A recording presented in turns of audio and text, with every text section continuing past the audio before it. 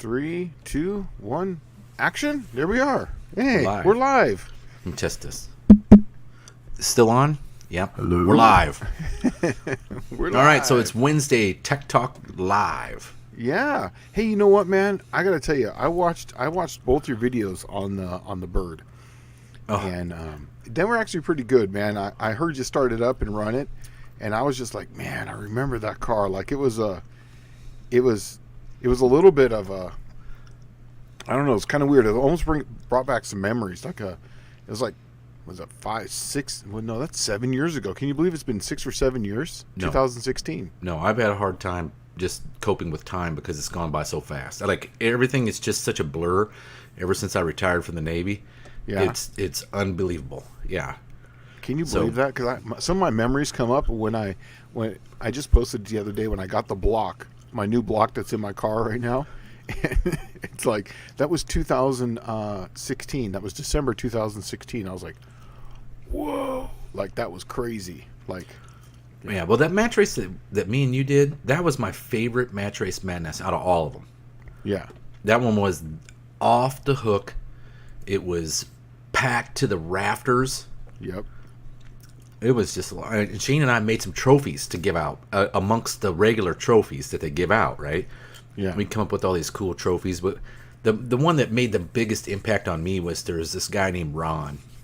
I don't remember what Ron's last name was, but he had like a 65 Chevelle. I remember this. That dude never won a match race at Match Race Madness. He never did. The car was just too inconsistent. He was out there having fun. He didn't care.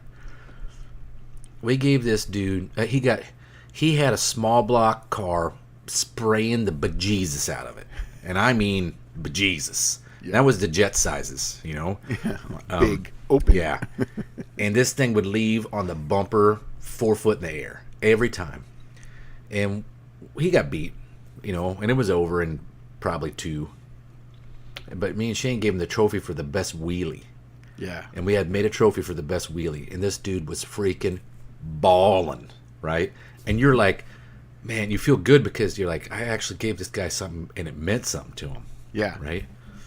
And that's where you kind of get the goosies thinking about stuff like that. I mean, there was a guy there that literally his car was just finished that weekend, gacked the motor, all of it in the pan.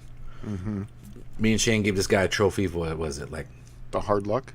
It was hard luck, I think, but it was just a bunch of junk parts welded together, right? Yeah, it was camshaft, it was broken rods, camshaft lifters destroyed. Yeah, it was good. And this dude was like, "This is the coolest trophy I ever got," right? Yeah, like, all right. Hey, I see Deke is in the chat. Yeah, I was going to go down through here. So we got 38 POS Racing. We got Silent Daily Garages in here. Aaron, Windy English. We got Patrick. We got Colleen. Patrick's here. The Cove. Patrick again, and he's saying hi, Shane. Hello. We got Bill. Patrick again. Colleen. Dan. Bill. Mostly Parts and Rust. Patrick again. Colleen. Dan. Patrick. The Cove. Patrick. Dan. And the Cove. Patrick. Oh, quick question. Ooh, we got our very first one. All right. Here we go. Quick question. I have a 318 roller block, and I'm thinking of making a 390 with it. Everyone loses their mind. It won't be a 4-weight. Do the 18 cubic inches matter enough to find a new block? No, absolutely not. Just go for it. I think that's an awesome combination. That's a 318 with Yes. a 4-inch stroke crank. Yes. That is an awesome combo. Yes. You're going to come up with, I don't know what your goal is with that, but I'll tell you right now what I do know. That would be a good combination to make a tow rig truck and get decent mileage. Now, if you were going to go hot rodding on the street, it's still going to be fine for hot rodding on the street because it's going to have a pretty good torque curve. Yep. I got to tell you, I built a few of these for people because they couldn't find 360s or 340s. And some of those early 318s and a roller block is a Magnum style, or it could be a pre-Magnum. They have some of the thickest walls. I've said this before. 87 through some of the early 90s had some of the thickest walls that I've checked. Sonic checked them. You can easily bore that out to 4-inch on some of those, pretty easily. If you don't want to go that much, just leave it alone. Do it 30 over, and it's not going to make much of a difference. The only thing you're going to make a difference on is on head flow sometimes, because of the valve shroud, depending on what head you're going to run and what valve size. But if you're going to run a 202, the goal is to beat the piss out of it on the street with 457 gears. And I think yeah, you got the wrong gear for that motor. It's not going to turn a lot of RPM, but it is going to have an awesome torque curve, and I would capitalize on that torque curve, and I would probably, if you got a set of like 391s, 390s or 410s or something like that, throw them in there. You're going to be much happier with that combo.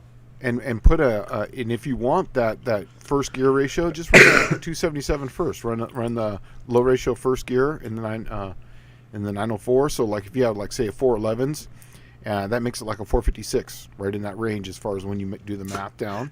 So yeah, just put the 411s, put the low ratio in it, and that thing will just be awesome. He says he's got some trick flow heads, and then he says down further the gear was free, and free is fun. All right, well if you're gonna do that gear, I'll tell you what, it depends what you're putting it in. Try the tallest tire you can get on that thing. Yeah, 28. It's going to be really happy with a 390 to 410 gear. It really will be. And if you got that much gear in it, just don't change the low ratio gear. Just leave the stock 254s in there. You'll be just fine with it. And I got to tell you, man, just as far as the trick flows, just run like a decent dual plane on it.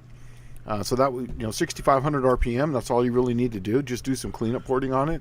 And run a decent cam somewhere in the vicinity of like say 230, 240. Put that thing on a 110 LSA. Man, it's gonna talk to you. It's gonna be awesome. It's gonna have decent vacuum, and it's gonna run awesome. It'll be probably one of the best street engines around. I bet you would be very impressed with the street ability of that engine. Yeah. And then here's where you get Dr. Jekyll, Mr. Hyde on it. Throw the bottle on it. It'll love it. It'll love it, and you'll be happy. Yeah. And it'll easily eat up 150 shot, and you'll be fine. And that thing will easily make 450 foot-pounds of torque, 450 horse. If you know nothing about it, I've built that combination, and they make a 500 all day long. I've done one that was now this was a higher compression, and I'm trying to go off of memory here, but I think it was 525 as far as the horsepower went. But it was like 11 something to 1. But we did some camshaft tricks on it, so he could still run 91 octane on it. But we still had to back some of the timing down on the street. And he says it's going to 62 Belvedere. He knows it's too much, but sick of spending money. Hey man, you can get away with you can get away with that. You're only really 2 gear sets outside of what would be ideal. Okay, so ideal. On that combination, your tire size, normally everything is sized like that. 457 gear would be sized for like a 26-inch tall tire, right? So if you go to like say a 30-inch tall tire, now you're right back down to where you need to be. Yeah, and the other thing is pretty light. He's saying it's only 3,100 pounds. That's what my Dart weighs. That thing's going to get up and move pretty good. Yeah. You'll be awesome. You'll be digging that thing. And was the 62 Belvedere, was that the first B-bodies? Or did they go back to like 60? Well, let's look it up here real quick, because I'm not sure. I'm an A body person. I know, but these B bodies. What's interesting about these B bodies? It literally was the neatest thing that anybody had done. I'd heard of in the 60s. Okay, because it was virtually the same car underneath, and there's just a sheet metal change on the outside. Yeah, and they ran that same car from like 60, 61 to like, I don't know, 74, 5, something like that. It was a long run. It's considered a B body, but it's a really small B body. It's considered a B body. And me looking at it, I remember that there was like there was also a Dart made in around that time, and it was still a rather large one, but a 62 Belvedere Superstock, definitely 413 style. That is a B body. And Buff Del Campo saying that the B body was first in 62, so that was the first year of it. Yeah. That's why I didn't want to check it. I was like, I couldn't remember. I know that somewhere around in there when it started, the B body that's where I thought it was super interesting that they just changed the sheet metal on the exterior and everything else inside was the same. You talk about a good drag racing combination, because look at it like this. Once you get one of them figured out, it doesn't matter about the body on the outside. Yeah. That's why Chrysler was so formidable during that period of time in superstock racing, because think about it. They only had to figure it out one time. Yep. And then they ran it through the whole era. So, with torsion bars and the springs and the super stock springs and pinion snubber, I mean, it was a pretty deadly combination. Yeah. Okay, Clayton's toolbox. He's saying TCI fastgate shifter jumps from second to neutral only when racing. A cut my race weekend short. Any ideas why it does this? It works well on the street, and it's jumping from. I've actually seen that when it wasn't underneath. And I'm not going to say it was any of your adjustment, but I've seen this before when the adjustment isn't correct underneath. And if you're like, say, when you're going from first, second, and then you go into drive, if it's not correct, it'll actually pop it back out. You know what I've seen? I've seen where the transmission torques over and pushes tension on that cable and knocks them out. That's what I was saying, is that if it's not adjusted correctly and it's just it's kind of pulling on it, if the cable wraps around in the wrong direction, it'll pull on it. I've seen that too. I just bought a TCI Street Fighter ratchet shifter to replace it, not installed yet. If you send that to me, I'll see what I can do with it. Just send it to, you can either go just spolido at edelbrock.com. That's SPULIDO at edelbrock.com. Send it to our Olive Branch facility in Mississippi. I don't know the address right offhand. Sorry. But put it at attention chain, and I'll see what I can do as far as getting it fixed and getting it back to you. Yeah, won't be any charge on that. So we'll make sure it's right. Since you're part of our Tech Talk guys, why not, anything else coming through? I get you. It'd be fun.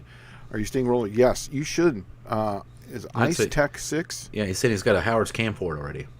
Oh, okay. Is it a roller? I'm assuming it is. He's using the OEM rollers. Okay, now here's the thing on those. What's your lift at valve? I'm sorry, at lobe. If you're running OEM lifters, you got to keep that lobe lift under 340, I believe, because the stock OEM lifters, the way that dog bone goes across, 340 is it before it starts to hit the dog bone and start to lift up. And also too, that the way that the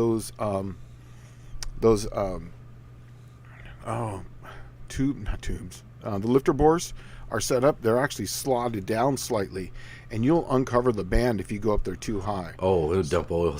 Yeah, it'll dump, and that's your main oil galley feed right there too. So you got to be really careful with that. Yeah, you dump oil out of that, you start losing oil pressure quick. Yeah, really bad. So do you know the cam specs on that? And I'll post them up here and we'll take a look at it. But just make sure that you have a lobe lift of less than 340. I built so many of these things, and that's the happy medium. And then since you're going to be running that, you can always make that up with a rock arm ratio. If you're running, say, a Magnum style of head, you can get GM heads. Oh, here he goes right here. Oh, that's not a smallish cam. That's actually pretty good for a roller. It's on the street. Yeah, it's pretty good. It's here too.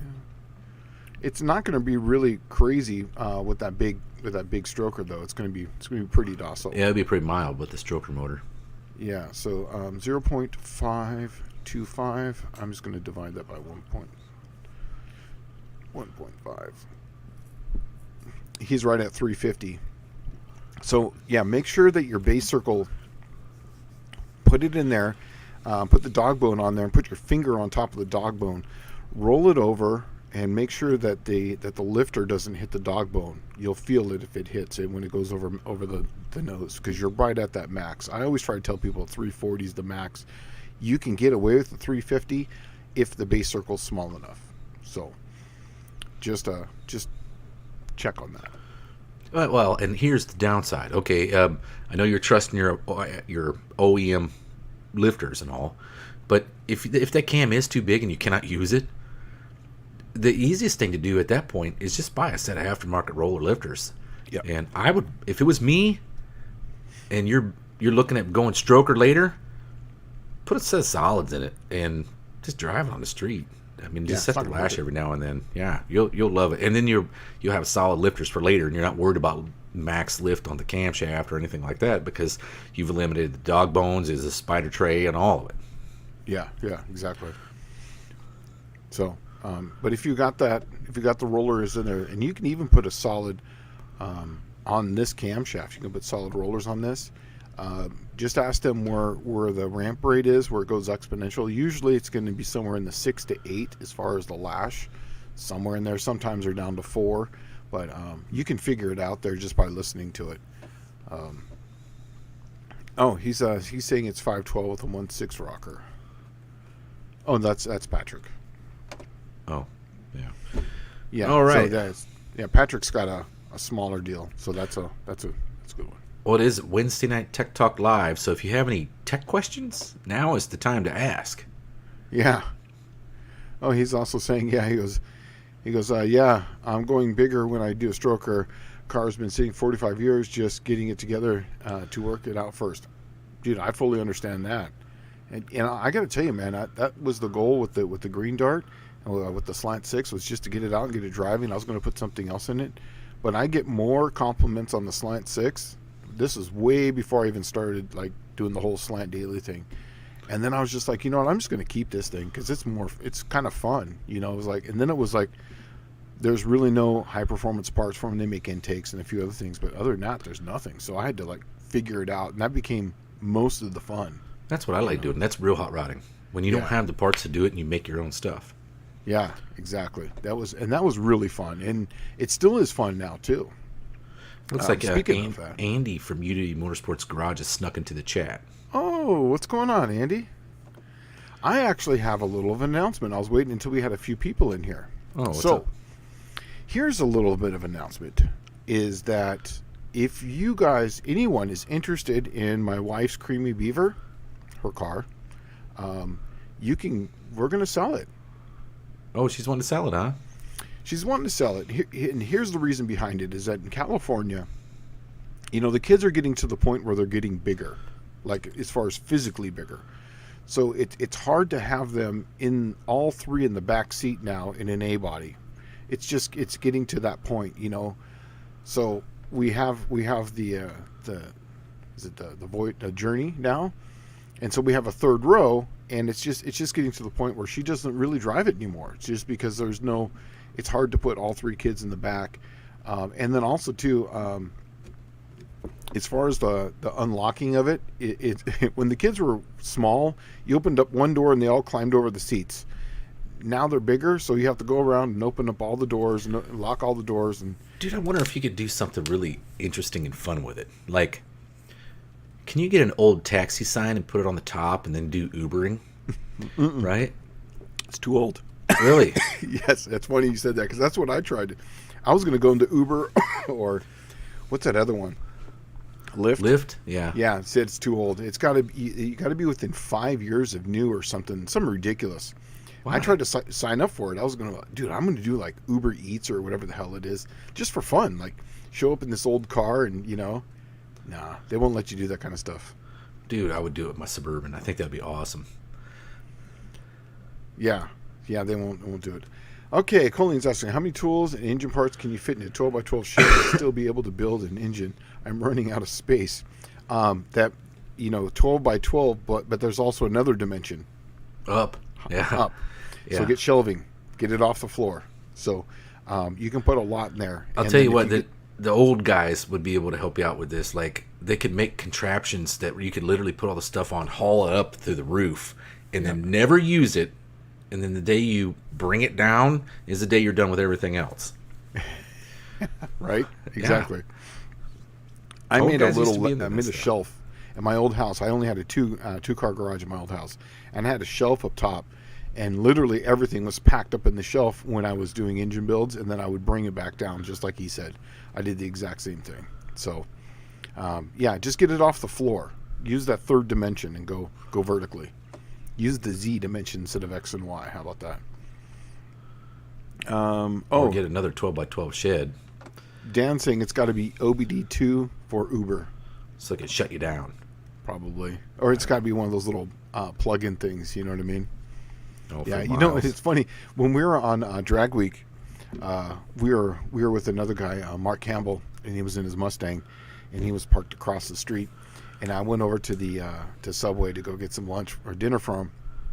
And I remember cruising up, and I left my car running, and we come up, and they were like, "That's the coolest Uber Eats driver car ever," you know, because it was just getting. And that's what gave me the idea. I was like, dude, that would be like awesome, you know. Mr. Wilburn's saying that Uber demands 10 years old or newer. Have a cab service called Hoopty Ride. All the cars are older. Oh. Hoopty Ride, dude, that would be kind of cool. I think it would just be cool to go get like Get one of those taxi signs from like New York City from the 70s and put it on the top. Yeah. Right? And then you just get yourself a meter and you pull up and just give people rides, you know? I mean, who's to stop you from doing that? Yeah, it's true. I mean, yeah, right. I mean, the taxi drivers had to be licensed taxi drivers, right? Mm-hmm. But how is Uber and Lyft getting around this stuff? I mean, you're already licensed. You're able to carry passengers. I don't know. I don't know. I have no idea. But regardless, we're going to be putting that thing up for sale. So, if anyone's interested, we're gonna put it out here, and I'm gonna do a couple things on. I figured I would announce it here first. We actually made the decision last weekend. I'll put it up here first. If anyone's interested in it, don't forget, you're in the Midwest, and that is a California car, and that thing is worth its weight in gold if you drive north, just to cross into Illinois, where literally they use salt on the roads, and it vaporizes cars like yours. Really? This car's got nothing on it. No. Yeah, you'd sell that thing like lickety split. Yeah. Well, we don't have. The only thing I've done to it is I upgraded the brakes. I did the carburetor. Carburetor is it's probably the most tricked out Holley 1920 on planet Earth. It's got bushings in it, and for the shaft, it's been tuned up, rebuilt as far as the carburetor goes, and I put an ignition system on it. Other than that, I did put a new tranny in it, so it's got a low ratio first and second, and it's got a kick down type of valve body on it, so that way when you come up to a light, it downshifts, and then you step on it, it downshifts and accelerates, because the one that was in it didn't have any downshift on it. Basically, the only time it went down to first or second is when you came to a stop. Yeah, those things didn't have any kick down on it. And other than that, it's and I put a big radiator on it, just because, but it never. It's just in Southern California, there was times we drove it into the desert. So we drove it to Yuma a couple times from San Diego. So, and it drives just fine, and it's got a 276 gear in the back. So now it's still got the 14-inch rims on it. So 75, 80 miles an hour is pretty much not going to be in your life. 70 to 75 you could in that range. And I've done it from here to work a few times. So it runs just fine. So, yep, that's our biggest announcement. So, Colin's saying shelves all the way from floor to ceiling. I've got other parts in the smaller shed. Okay, then that means that you need to clean it up. And get rid of stuff you don't need. That's right. If you haven't touched it in 6 months, that means it's never going to be touched. And that was my hardest thing about moving here, is that there was I looked at this pile of stuff I was going to get rid of, and I was just going to scrap. And I was just like, man, but I just realized if I didn't touch it, if I hadn't touched that thing and it had dust on it, that means it was time to go. Why pay to bring it across the country? So, okay, let's see what Patrick's saying. Sorry, Shane, I couldn't get Jackie to go for it. It's all right, man. Yeah, no big deal. But like I said, if anyone's interested in it, we're going to put it up there. And, any reasonable offer will not be... Dude, you should trade it to one of our viewers for something cool. Right? I don't need another car. I'm picking up. I'll tell you what you need. What you need. What do I need? You need an awesome Dodge D100 van from 78. And especially if it's one of those freaking camper sportsman's vans. Right? Like Uncle Rico had. If you got one of them suckers, Shane will trade you. Dude, that thing would be cool. Yeah? Yeah. That'd be kind of cool, I guess. Yeah. Make it and put a Gen 3 Hemi in it. Make it all AC and everything, and make it so that way you can drive it anywhere you want to go with an overdrive. Sure. I mean, whatever you wanted to do, I'd make it look like a 1970s van. Oh yeah, outside. But I'm saying underneath, make it so that way it could go down the freeway. The reason why I say that is I think those vans were all unibody, all the way up to 87 or 89 or something like that. And then what you do is you put. They came factory with vectors on it. That's why John Wilburn's van has on it factory vector wheels. Yep. Vectors is what were on the Dukes of Hazzard's car, right? So you throw a set of vectors on there with some white letters and some side pipes, and you get freaking creative and just have fun with your van, just knowing that it's a van. But I think what I would do that'd be really bitchin', that would be cool, is I don't know, Gen 3 Hemi would be kind of cool. But what if you went old school? What if you did a 390 small block Dodge Stroker and then put the 833 manual overdrive in it, right? And then you have something cool like really rip an AC system in the thing, like a vintage air van system. Yeah. For like the back, where it's blowing out of the vents in the overhead. Right? That's what I'm saying. It would be one of those where it had the vents and then went all the way back to the vents in the backpack. Yes. So that way everybody stays cool. Yep. And you throw some captain's chairs, like 6 captain's chairs in that sucker. Right here, side pipes and paneling. Yeah, absolutely. you got it. With It'd be insulation. Cool. Oh, Aaron's saying, I have a 77 Tradesman with heart windows, Dude, there you go.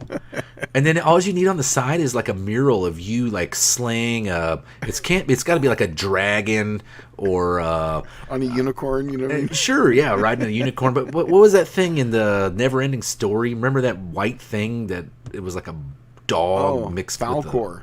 Yes, maybe you should be riding Falcor with like over a rainbow, throwing a lightning bolt In his Speedo? Yes, a Speedo. Leather Speedo. Oh, It'd have to be leather with some spikes on it. Oh yeah. Now we're going down the rabbit hole. That's funny. He says, can he post a photo? You know what? Send it to slantdailygarage@yahoo.com. I'll take a picture of it. Danny Boyd says naked chick on a horse or chopper. Right? Remember the murals on the vans in the 70s and 80s? That was like a thing. That's what I'm talking about. There was guys that used to save up thousands of dollars for an airbrushed mural. Yeah. And I mean, when they got done, they all kind of looked the same, like they belonged on the cover of Heavy Metal magazine. Right. But they were usually pretty bitchin' when they were done. Yeah. Dizzy's asking, how much for the creamed beaver trade? I don't know if I want to trade anything. I'm picking up another car this weekend. I'm actually picking up Plan Z this Sunday. It's not like I need it gone by this Sunday, but I just not gonna have any time for it. Really, I'm the only one right now that's driving it. Between the green car, the 66, my 68, and then Plan Z, that's enough. That's enough for right now. That's gonna be 4 cars. So Patrick said I read his mind. Huh? Patrick said I read his mind. He's totally down for the van thing. I'm telling you, man, you need a van like Uncle Rico. You know what I'm talking about when I say that? Uncle Rico? No. Have you seen Napoleon Dynamite? Oh, yes. Okay, that's Rico. Yes. Yeah. He had that. It was it was like a tradesman sportsman version or something, and it had a top that would extend, and he was living out of it. Had like a freaking awning on it and stuff. It was cool. He was making videos of him like doing throwing football footballs. throws. Yeah. My kids, they love. There's certain movies they hone in on and they just love. Pixels is one of them, and Napoleon Dynamite's another one. They just love Napoleon Dynamite. So when you said Uncle Rico, I couldn't grasp it, but now I know exactly who it is. Yeah. Yeah. So, he goes, photo is inbound. All right, let's see what we got as soon as it comes up. Oh man, I don't know. Is this too lewd to put on here? Huh? Is it too lewd to put on here? Well, if it is, I won't. We'll see. I'm going to do I'll do a full John Wilburn on it here as soon as it comes through. But, I haven't seen that yet. So, when it comes up, dude, you can do this, all right? You don't have to hold your John Wilburn thing. Go down to the bottom, see where it says present. Click on that, and it says share screen. And then you can share whatever file you want. Okay. Well, when it comes through. Yeah, it probably tells us we got to upgrade to StreamYard Professional or something. Probably. Yeah. I don't know. I try to go as low buck as possible, on everything. Yeah, that's what I am. Yeah, because, you can go out and buy all the new latest and greatest, but why? I'm still doing phone pictures and videos, and it's actually kind of a fun, to be a little bit grassroots. When you have all the bitching gimbals and stuff like that, I might get a gimbal though, because I do a lot of walks. See, that's the problem is that you're not grassroots enough, man. I draw my pictures. Whenever I want to take a picture, I draw them, and it sucks for my kids because I'm like, hey, hold your pose right there. 2 hours later, like, all right, there you go, and it's like stick figures. Right? Yeah. Okay, that's bad. Gets right here. He goes, guys are giving me many ideas for the new ride. Well, okay. I don't know. Oh, it says, here we go. It's sent from an iPhone. All right, let's see if I can do this. All right. Present. Share screen. Share screen is the easiest with 2 monitors. Screen setting works best on a good computer. I'm just going to share screen. Now, should I go to this other one real quick? I don't know. Um, Is it letting you share the screen? Yeah, here we go. There we go.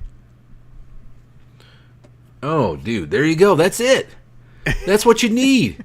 That sucker already has the side pipes, and you don't have to worry and bother J.C. Whitney at all. That's perfect. And you trade that for the creamy beaver. Straight up. Oh man, I don't know, man. I don't know. I don't need another project. Really, I don't. But as far as Izzy or Dizzy, if you're interested, just shoot me a number, man. We're not trying to get crazy on this thing. I don't know what we have into it, but if we just get something decent for it, we'll let it go. I actually, the people who we got it from, when after the mom passed away, they were up there in 29 Palms area. They actually, believe it or not, moved to Tennessee, just above us here, Dyersburg, I think it's just north of us. And I sent them a text. So I was like, hey, you want to buy your car back? It's fixed. And it actually runs really good now. So if anyone's interested in it, I'd rather give it to someone who's going to use it and drive it. And I mean, that's a car that you can literally get in and go anywhere. Oh, another thing I did is I upgraded the rocker arms to a lock nut style. And it's got a 2-field alternator on it. So it doesn't have just a single field on it. So yeah, not a big fan of that. So, yeah. There's a grew up in Andy Door checker wagon in a light blue, probably an airport model. Oh yeah. Yeah. Dude, I don't know if they made a bunch of those. They also made Suburbans like that too. Yeah.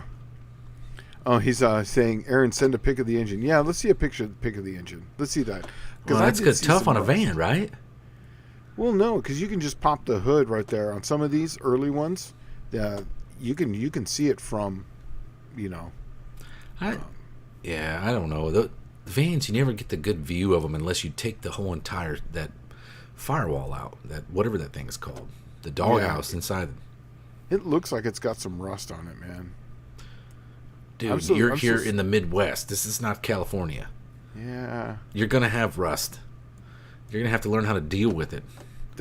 I don't want to though. That's the. That's why I'm actually nervous to see what I find on Plan Z. I did talk to Uncle Tony on it, and he told me that you're going to have to back half it.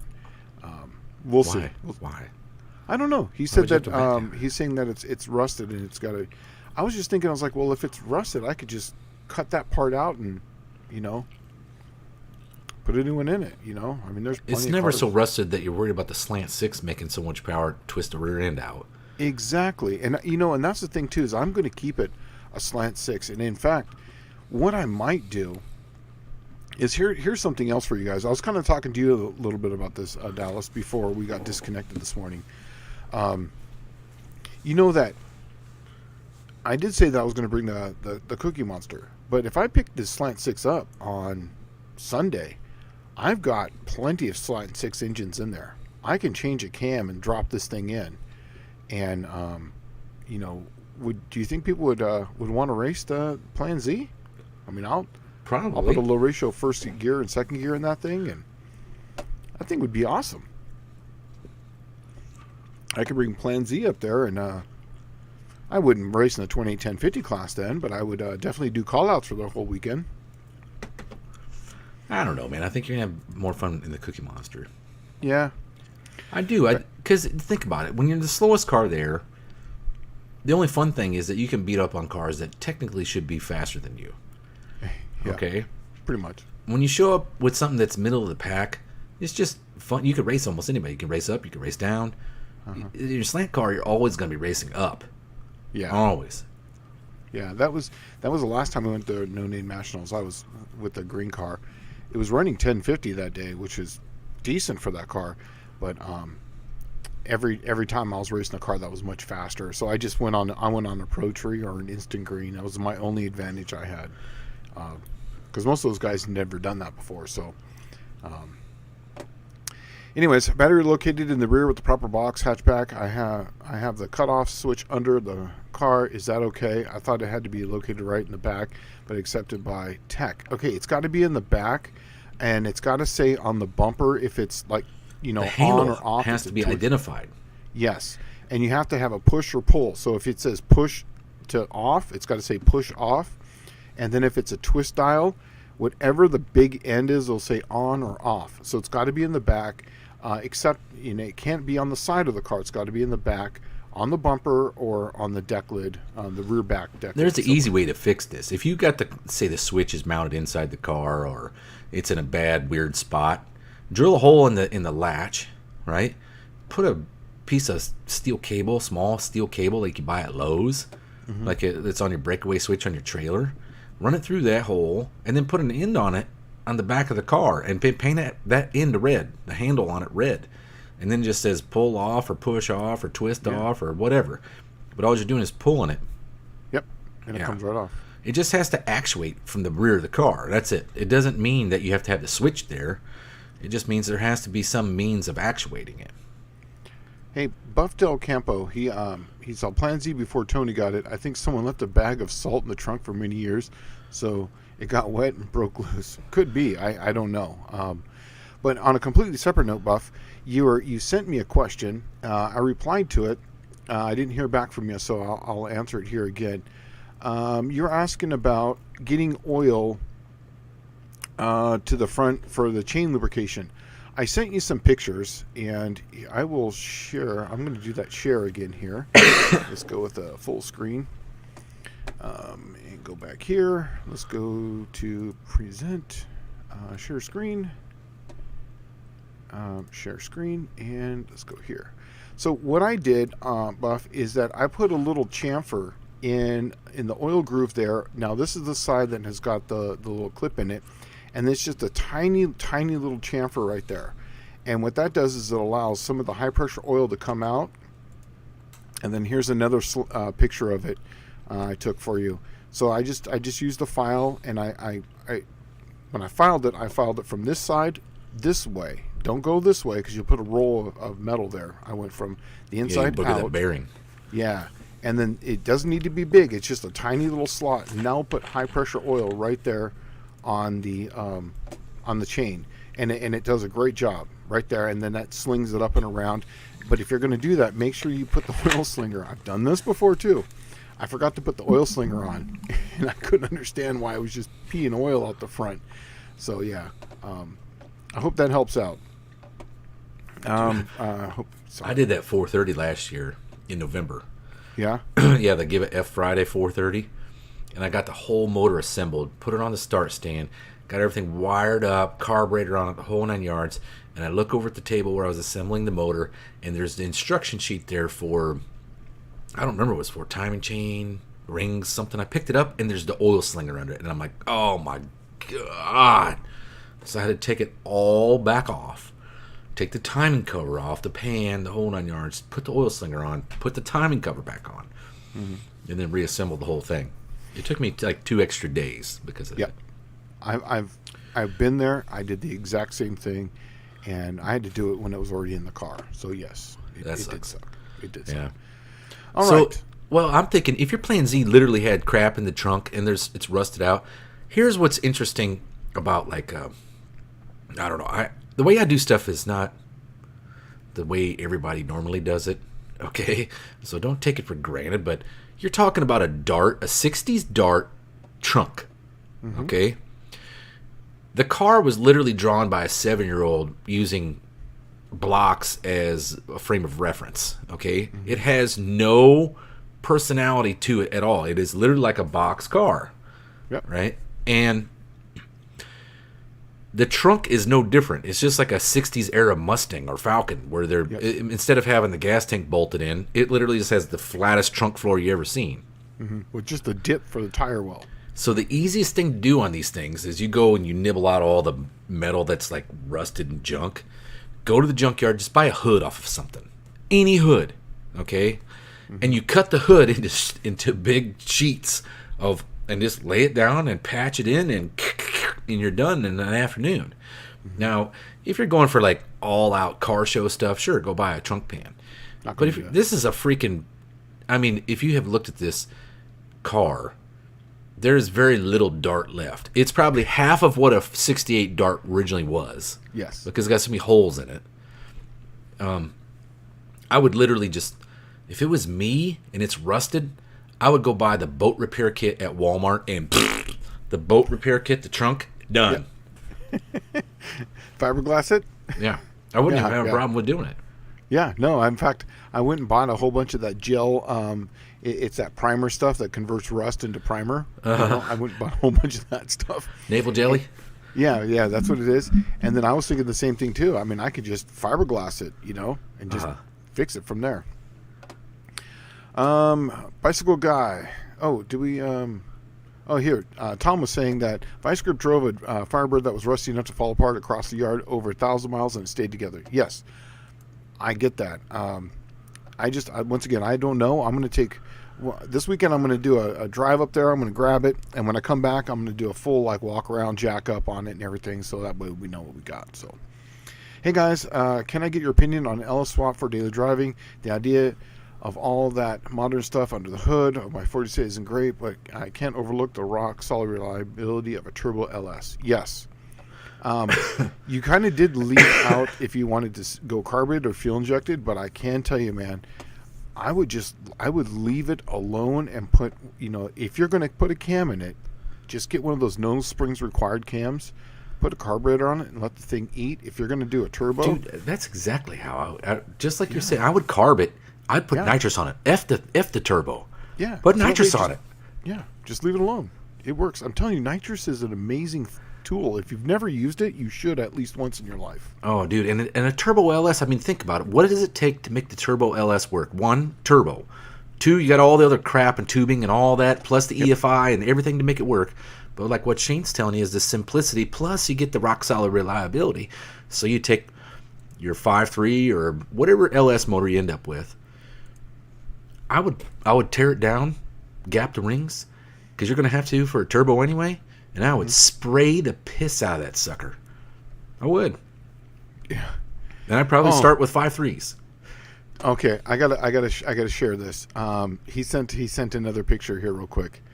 So, yeah, you got to see this. This is tell me where.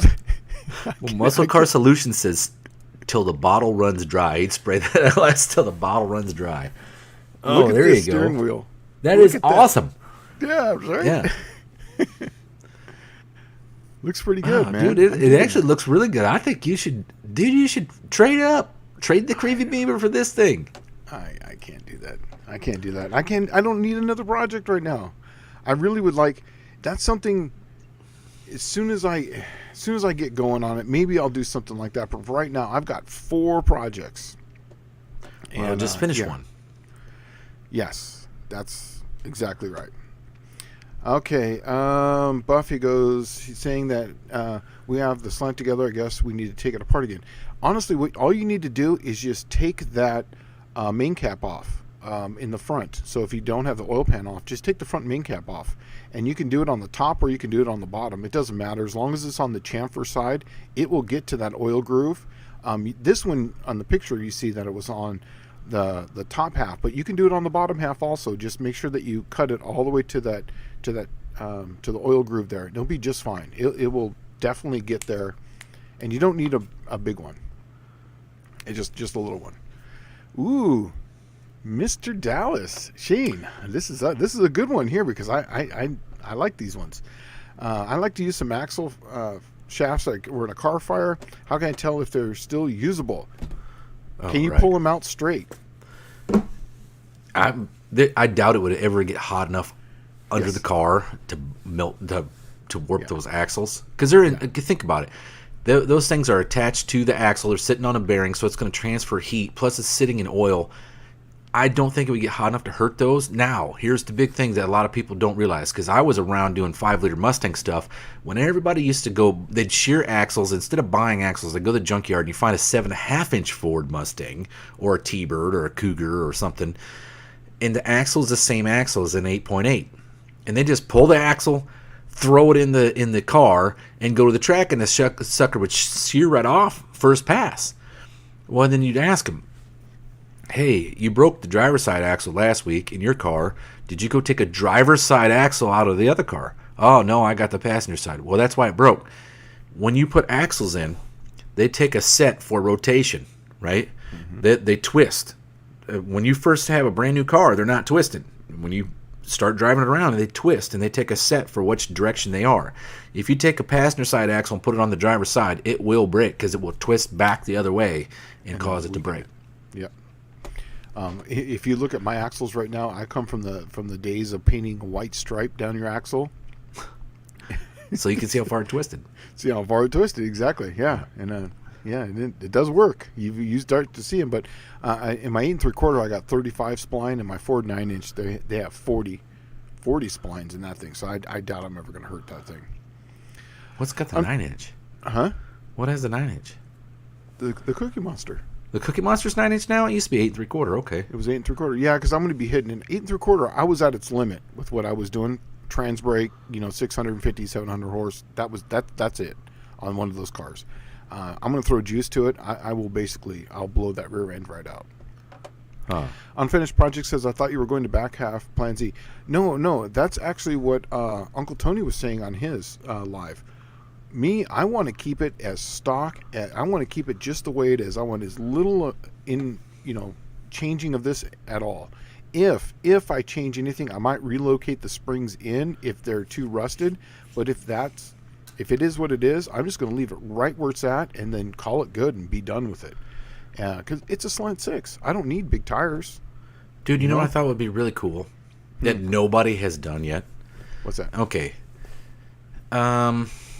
Today I was looking at a picture of one of the early Max Wedge Dodges where they had that big long cross-frame intake manifold on a 413. Yep. You know how the slant 6 kind of already looks like that? Because it has that big long intake manifold. Mm-hmm. What if you took 2 slant 6s and put them in a row and put in that car? Buzzing 12? Yeah, buzzing dozen. Buzzing a dozen. I mean, wouldn't it be cool? I mean, that'd be long. You'd think it'd be like 400 horse, right? Maybe. Yeah, could be. Depends on I don't know, man. Yes, I did buy Plan Z. In fact, I go and pick that up on Sunday. So you'll probably see it on his channel. He's going to make a video of it, and then you'll see it on mine too. Me getting it, and then I'm going to go see Mr. Dallas. Yeah, I'm going to and dropping off a magazine for me and a couple other parts and odds and ends stuff. Yeah. Oh, that's right. The magazine, the infamous magazine. Yeah. I've seen him 3 or 4 times since I went to Drag Week, and I still hadn't handed it to him. Each time I forget. It's all right. Tom Brown says, been watching videos on the LS-based V6 that looks like a great mileage daily driver engine. Wouldn't a LS-based V6 be a V6 Buick? I don't know. I think that's where the LS is a stage 2 V6 Buick, pretty much with a bore spacing of a small block Chevrolet. I believe it's all it is. And then so if you made that into a V6 again, it would be like a V6 Buick. Yeah. And so I don't know. Couldn't tell you on that one. And I've already started thinking about camshafts for my engine because I know what those heads flow. So I'm probably going to make up a 240, 250 on a 106 LSA for that slant 6. Sounds about right. That'll get me to about 6,000 RPM. And I'm going to put a low ratio first and second in it. And I might even put a trans brake on it. Isn't the bore really small on that thing? Yeah, 3.4. Okay. Man, I wonder if you can use some 215 Buick pistons in that. I think they're a 3.4 something bore, 3.5 maybe. Yeah, you can't go much over 60 thousandths of overbore on a slant 6. The block that I have right now is 60 over, and it's only a drag engine at this point. There's really nothing you can't really go much beyond that. They get kind of hot at that point. And this one's this was one of the first race ones I did, and it's balanced within a gram of each other. Everything is, and as far as the pistons, all weigh the same. Rotating Pins all weigh the same. Yeah, I mean it's a smooth running engine. I mean it's even smoother than like a regular Slant 6, and it's smooth at say 4,500 RPM. So do you got like a super gonzo head you can put on this thing? No, there's no such thing as a super gonzo head for these things. I have, the only thing I have is, and I've been doing it kind of on a budget, I get a stock head. I literally just clean up the ports. I do a little pocket porting on them. I just clean up the port and I back cut the valve.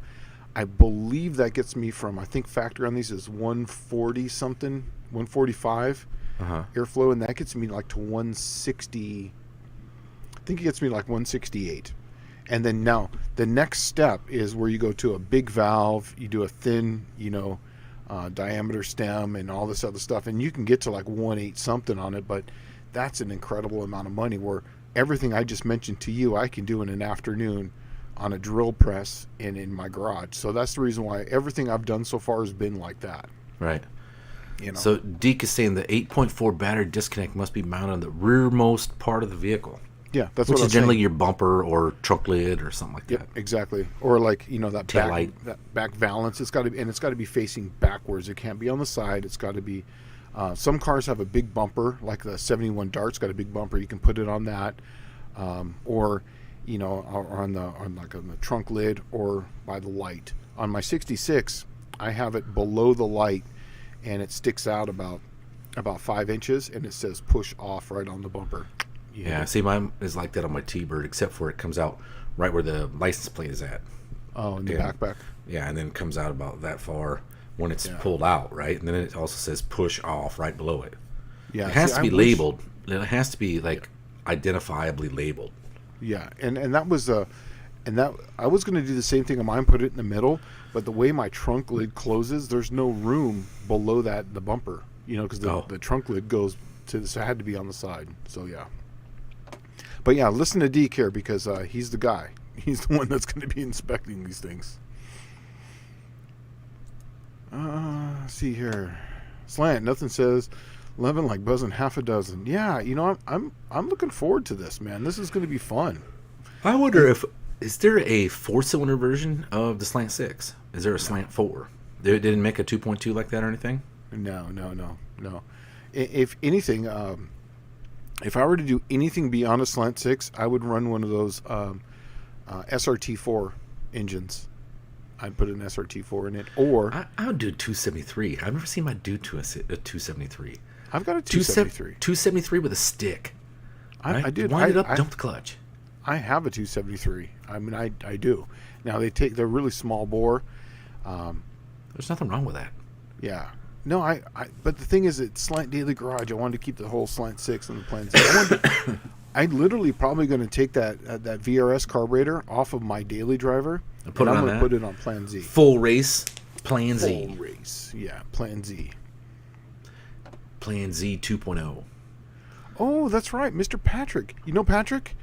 He's saying that I still have those body parts for you, Shane. Yes. In fact, I'm going to be buying more body parts from you soon. So yeah, don't get rid of all of it, because I'm going to see what this thing needs. Because he did cut the fender wells on it and a few other things. So I might be buying some stuff from you. There's a lot of stuff missing on there. It's in metal shavings. That thing is so light. Yeah, well that's fine. I just want to make sure that the underside is safe, and I'm going to put a cage in it. I'm going to put at least a 6-point in it, maybe. Yeah, I don't think you should do an SRT. I think you should do a 2.2 turbo. Make it a 2.5 stroker and give it hell. Because they were never, ever done in a longitudinal freaking fashion. They were always in a front-wheel drive Charger. A GLH. Put it if I were... Man, I know I'm going to make so many people angry here. I'll say it. I'll say it out loud. I'll say it. If I were to put a 4-cylinder, I did say the SRT4. That's my first one. My number 2... is a K-Series Honda. Oh, really? Oh, yeah. Dude, that is an incredible engine. I've worked with, if you ever heard of TB out of San Diego, remember he was the guy that had all those records for Hondas. He had like the B series record. When they do that, they go to Maryland and they do that like imports versus world or like East versus West or whatever. It's import versus domestic. You lost me when you said K series. I don't. I understand, but it's an amazing engine. I'm an engine guy, so they're an amazing engine. I did a lot of B series stuff in the early 1990s. When the VTEC was first coming out, and then when I was working for another cam manufacturing company, I did a lot of work with the K series, and that's when I started like doing some head flow. Do you know that some of those heads flow 400 CFM on those K series? Did you know that? That means it's capable of 800 horse. But Dude, it doesn't have enough engine for that. You have to spin it to the moon. Yeah, well, we spin it to about 11,500. So it's zinging. So, but they're easily, you can easily make 500 horse out of one of those NA at about 11,000 RPM. So, and 350 NA is pretty simple. And then you put a turbo on it, you can make a lot pretty easily. But I'm not going to go that route. And the only reason why it'd have to be K series because they spin the correct direction. The B series spins the opposite direction. It goes counterclockwise. K series goes clockwise. I don't know anything about none of them. Yeah. Here he's saying didn't Saab, Pontiac, and Volvo make a slant non-vert? Yes, it was a slanted engine. You're absolutely correct, and it was Volvo did make one, and so did Saab. Not into that. That's not Pontiac had the Trophy 4, which is half of the 389 Pontiac. Yes. Do you know what's funny is that when I worked when I was in Georgia, I learned something new about Pontiacs. Back in the 60s and 70s. You could take the head off of a 4-cylinder and put them right onto a V8 and vice versa. It's the same engine. It's just half of it. Yeah. And in fact, there was a lot of circle track racing going on during that time. And people were looking for the 4-cylinder one because it had a super small closed chamber. You could take that head off, do some porting on it, prop it on there. And with a stock engine, I think it was like 13.5 to 1 compression. And you could get that on one of those claimer engines. And you could go out and just rule people. So yeah it was... Well, you know what, man? If we were going to look at something odd to put in Plan Z, let's go with the overhead cam 6 from Pontiac. I always wanted to screw with one of those, man. Yeah? And it's overhead cam, inline 6-cylinder. Was only made for a couple of years. Came with a quadrojet carburetor on and everything. Buff Del Campo just keeps getting cooler and cooler every single time. He goes, I put a Pontiac Iron Duke in a 69 Dart and drove it for years. That's awesome. That's good. I like that. Oh, yes. Mr. Wilson. No, this is Andy. Sorry. That's Andy. This is Andy. Believe it or not, I've done some B-Series swaps back in the day. Yes, I did a lot. I did a lot of B-Series swaps. I built a lot of engines from that. And then I did a lot of K-Series, back in the mid-2000s. And then basically in the mid-teens, I did a lot of the K-Series.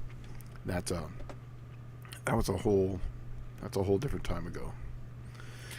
Well, all right. First Clayton's Toolbox is saying, what do you think of the Ford 306? Oh, where did it go? It's right above 2 spots above that one. Oh. What do you think of the Ford 306? Dude, I'm telling you, as far as an engine goes, I like them. What's your... There's a meme out there that came out about 3-4 years ago that said when the last LS engine is taken to the junkyard, it will be by a 306. That's correct. I agree. I agree with that.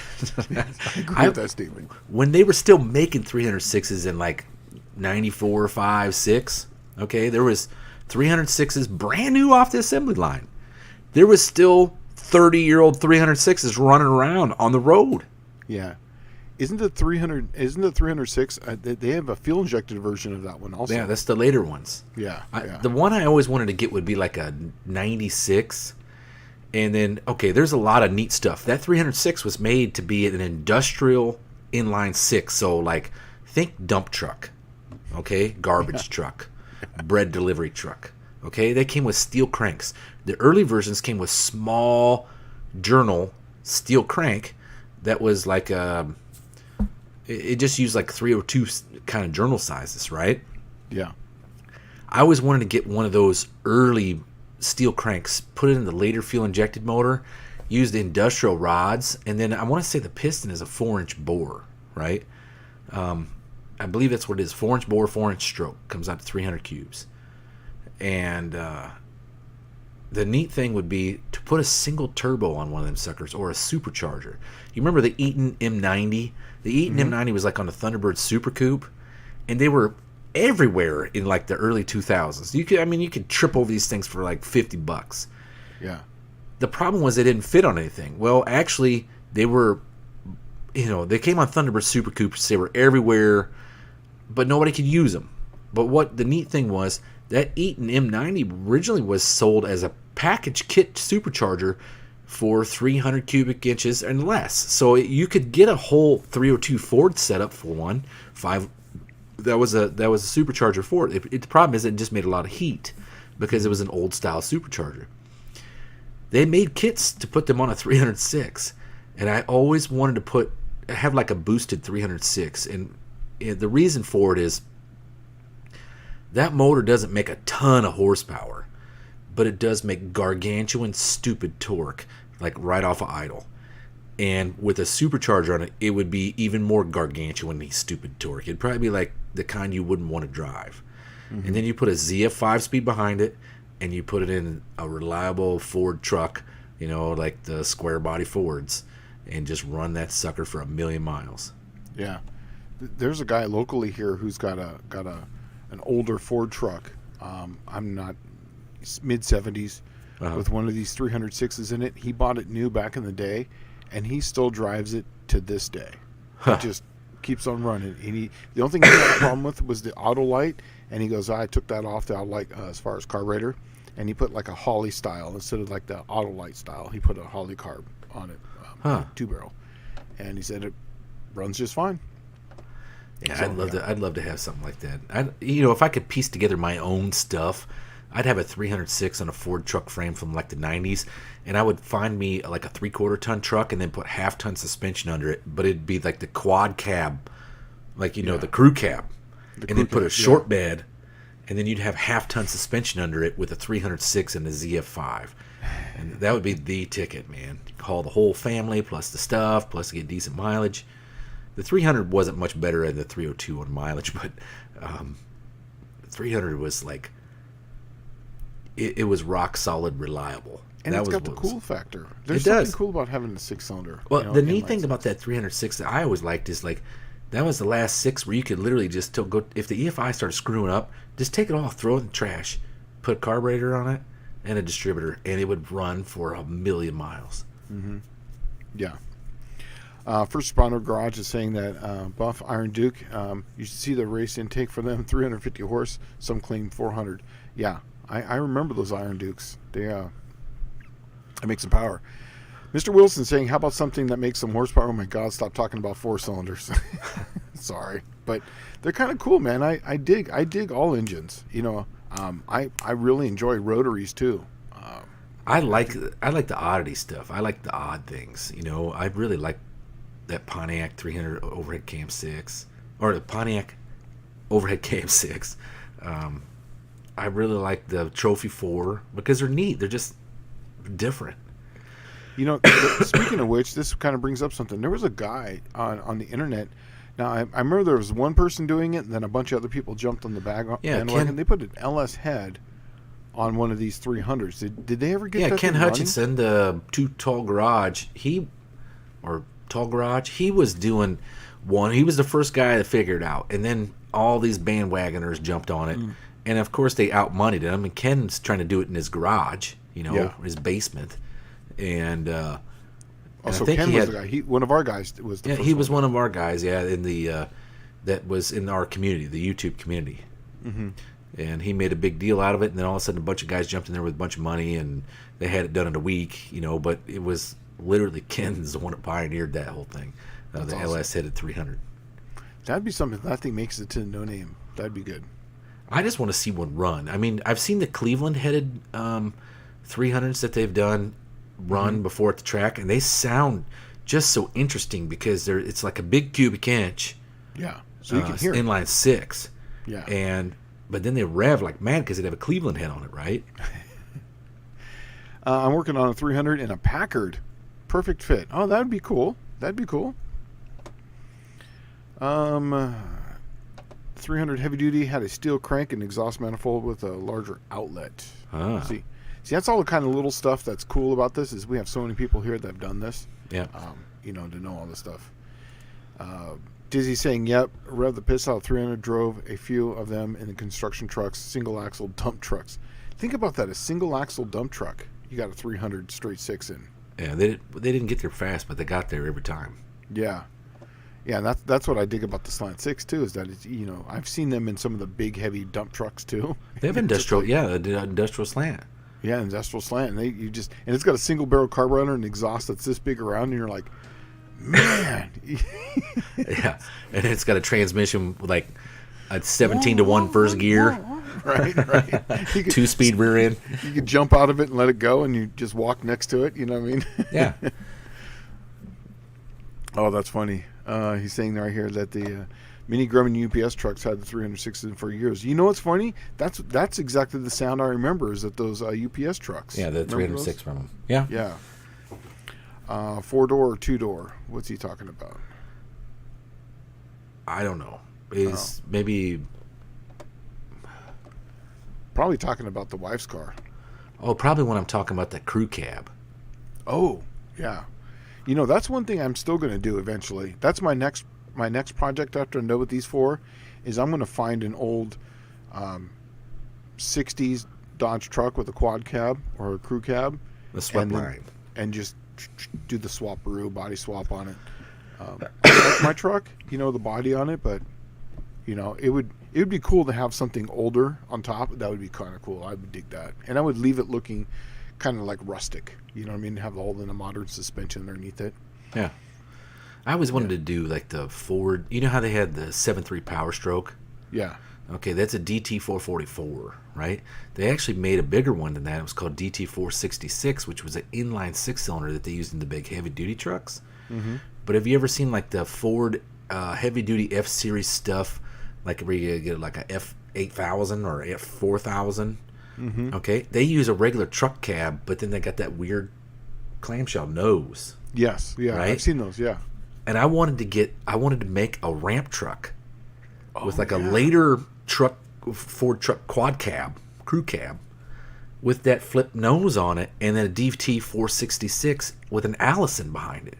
And I thought that would be one cool ride because, I mean, the 466 was tried and true. It's inline 6-cylinders, what the Industrial Internationals came with, but it works off the same principle as the DT444 with the Huey injection and all that stuff, and a turbo, of course, right? But then you have the Allison 6-speed behind it, so you got a righteous automatic, and then you can probably rifle through just about any truck rear end and find something that's going to work for that in an application, because it only need like a 410 geared rear end, because you just load the car up on the back of the truck and go. Yeah. And that's one thing I noticed is that on my truck, when I bought it, my diesel, I got 411 gears in it. Oh, it's too much. Well, because I lived in California, so going up one of those mountains, that's what I need the truck for. Here, I just don't need it. No. I'm actually looking for 355 or 308. Yeah, 355s would be fine because there's barely any hills here. I mean, there's like just gradients that kind of go up and down. Well, plus the diesel, you'll find that it loads better under tighter gears. Yeah, exactly. Once you get that turbo lit off, it just likes to stay on there. And there's nothing done to my truck except for just an exhaust. It's got a 4-inch exhaust on it, an air cleaner. And that's it. Oh, and I have one of those little mileage masters on the little dial thing on it. So when it's in the center, I forget, it's a Diablo, I think. But when it's in the center, it's stock. When you turn it all the way to the left, it actually makes way less power, and it gets really good mileage. I can get like 22 miles a gallon on that thing. And then if I turn it the other way, it makes like 50 extra horse or whatever it is. It's nothing crazy because I didn't really need it. It tows the magic I found behind the diesels, I had that 7.3 Power Stroke for about 5 years, I guess, 4 years. Mm-hmm. The magic behind them is keep the RPM down. Okay, Yes. so if you keep that Cummins, if you get it on the highway and you take it at 1600 RPM, don't go over that. If you're going 53 miles an hour, who cares, Mm-hmm. right? Then check the mileage. It'll be probably like double what you normally get. Yeah. When I had my chassis dyno, I had that diesel, and my truck makes 1700 RPM. It made peak torque. I don't remember what it made to the tires off the top of my head, but it made peak torque at 1700. So, and that's why I loaded it on there. I just wanted to see where the torque was at, and 17 to 2000 is my sweet spot on that thing. If I'm at 2000 and I start on a grade, as it's getting pulled down, it's getting closer to peak torque, so it never really gets pulled down. It pulls it down a little bit, and it finds its number, and then just keeps on going. If it pulls it down below 1700, you're going to have to go into the next gear down. A diesel electric submarine, what they'll do is they find out where the engine makes peak torque, and they start it up and bring it right to that RPM. And then once the engine hits operating temp, right, because they're pumping seawater through it, so once it hits operating temp, let's say 180, 200 degrees, somewhere around there, they max load the generator on it. Just freaking, right? Dump the clutch, whatever they do. And they run that thing at peak torque RPM. And then what they'll do is they, under max load to charge the batteries, and it'll give them the shortest charge time that they need. Mm-hmm. But they run that diesel light load and then heavy load all at one time, right? Yeah. And it makes it drag hard and then right back up. But that's what they do to charge the batteries. Now, I know that diesel electric trains would have to do the same thing, something very similar, because they're working on the same principle. But it's all about taking care of that battery. You give it max load for max charge at a short period of time. That's all she needs. Yeah. Did we get behind on did this comment stop coming in? I don't know. Can you scroll up on them or down? I I'm can scroll up over and down. There's nothing else coming in. Maybe we got disconnected from everyone. You know, we're an hour and 11 minutes in and we didn't even talk about any hardcore tech. Oh, we didn't. Is there anyone still out there? Send something in the chat, because I see nothing on the chat coming up. I wonder if we dropped out. I don't know. I'm checking right now. No, still works. We're still on there? Yeah. Yeah, but nobody's saying anything. Oh, there Maybe we go. we started rambling about something. Yeah. That was me. Oh, yeah. Hello. Yeah. Yeah, that's weird. And chat's just died. Weird. There's something's not right. Something's got to be not right. Where's everybody at? I don't know. I'm pulling mine up here real quick. See if it's I'm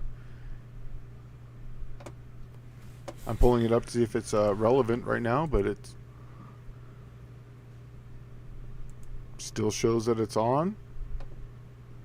It says that it's still here. It says there's a whole bunch there that didn't come up. If you are alive, what? If you're live on the other end, put something in the chat. Yeah. Weird. I don't know. Banners, comments. There's a whole bunch in the chat on YouTube that's not on here. Yeah. Okay. Well, I'm gonna go to YouTube. Okay. Our They're chat pooped out, huh? entranced by the conversation. To do another demonstration. Hello, Fast live. Okay, so yeah, it's still clicking away on that. It's just not here. It's Weird. not updating here, huh? Okay, so let's go back here to where are you? Hello. Those Iron Dukes. Dan Boyd is saying 7A-FE here. Only FEs this Ford guy has ever owned. Oh, well, I like an FE, man. I love skirted blocks. I just love skirted blocks, engines. So I think they're awesome. Buff Del Campo, Danny Boyd, Iron Dukes had 2 bolt patterns, small block Chevrolet pattern for rear drives and a smaller round looking pattern for front drivers. Good to know.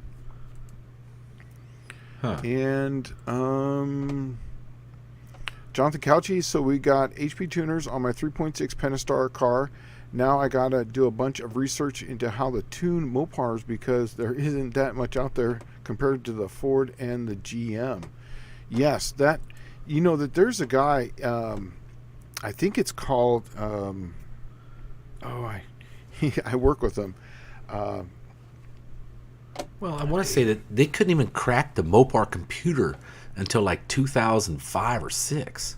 Yeah. Yeah, nobody could make a chip. Nobody could make an update. Nobody could make anything till like 2005 or 6.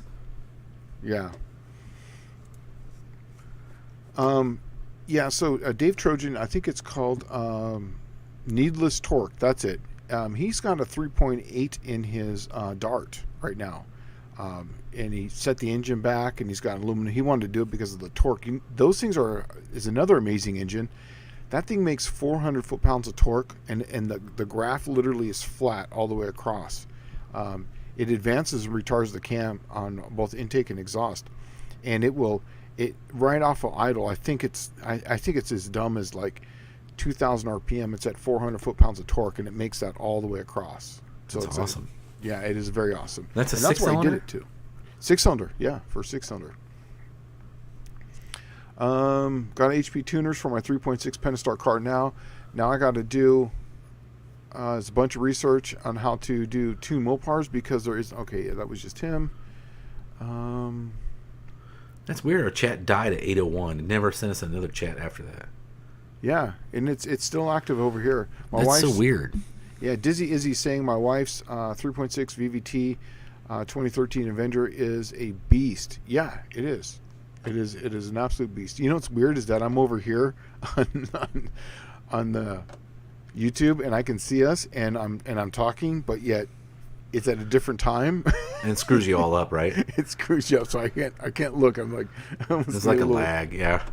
Yeah, that's weird. I'm just not understanding that. Private chat. Let's just see if it conversations. Nope, that's hello. See if you know what? Let's just do some hardcore tech and we'll end it early tonight then. Yeah. Because we're having some technical difficulties here. Yeah. Technically, we are. We're an hour and 17 minutes in. I got a heavy truck, tank-like Durango, 4,500 pound. How about the planted tires? What can help? I'm building a set of shocks for it, and I'm concerned about the Ace metallic leaves. You know that on those, what I used to do back in the day is we used to go down to the wrecking yard, and I would get a spare tire, and we would cut holes in it on the top of it, and we would put concrete in it because they wouldn't allow you to put stuff in the bed of the truck. So that's how I would do it on the suspension. As far as if you're trying to get some traction over it. Cut some holes, put some concrete in it, call it good. What kind of spring is he saying? I'm building a set of shocks for it, but I'm concerned about the Ace. Is it asymmetrical? He's not saying that. I'm concerned about the Ace leaves. I don't know. He says someone's telling me to click on the top of the messages. Let me go all the way back up to the type. Let's see if that did it. Nope, that didn't do it. Let's try it again. Just give me a second. We got some little technical difficulties. It was weird because all of a sudden I noticed that nothing was really... Man, it wasn't moving, and it's all stopped at 8:01. And we literally had 3 messages at 8:01 and nothing at 8:02. And it...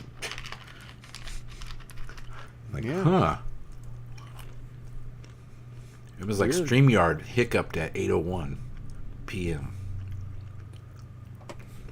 Central Time. Yeah, I don't know. Is it working now? No. Let's see. Is it still for you down there? You're the last one. Hello? I'm the last one. Hello.